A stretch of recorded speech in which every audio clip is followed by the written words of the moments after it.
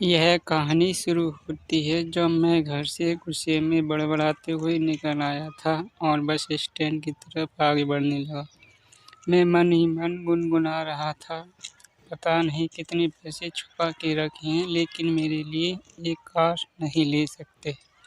अब मैं यहाँ से चला जाऊँगा और तब तक वापस नहीं आऊँगा जब तक मैं खुद के पैसों से कार खरीद नहीं लेता।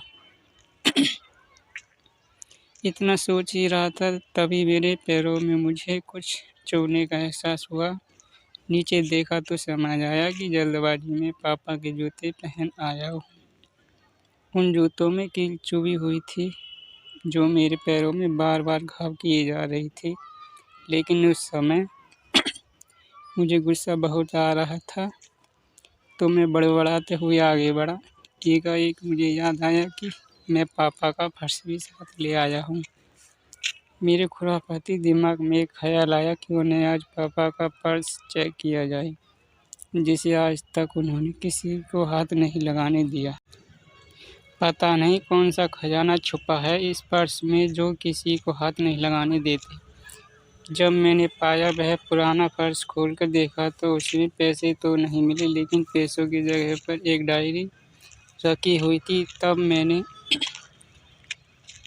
जब मैंने पहली बार कैमरे के लिए जिद की, जो मेरे पापा मुझे 15 दिन बाद मेरे बर्थडे पर ला कर दिया था, जिसे देखकर मैं खुश हुआ था। और मुझे खुश देखकर मुझसे कहीं ज़्यादा अगर कोई खुश था तो वो थे मेरे पापा। अब मेरे चेहरे से गुस्सा आगे का पन्ना पलट कर देखा तो वहाँ पर कुछ इच्छाएं लिखी हुई थी, जो दिखा रही थी उसमें जो लिखा था, अच्छे जूते पहनना।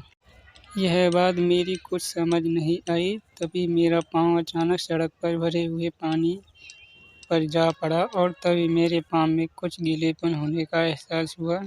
जब मैंने जूता उतार कर देखा तो उसका तना टूटा हुआ था। यह देखकर मुझे डायरी में लिखी बात याद आ गई। तभी मुझे माँ बाप की कही बातें याद आ रही थी कि कैसे माँ जब कहा करती थी पापा से, अब तो जूते पुराने हो गए हैं, नए ले लीजिए, तो पापा अक्सर यह कहकर टाल दिया करते थे, जूते अभी तो चलेंगे, अभी कुछ दिन पहने तो लिए थे। मुझे आज समझ आ रहा था कि कितने दिन और चले गए। साथ ही यह भी समझ आ गया था कि पापा पर्स को क्यों छुपा रहे थे। दोस्तों, यह कहानी अगले पार्ट पर पूरी होगी।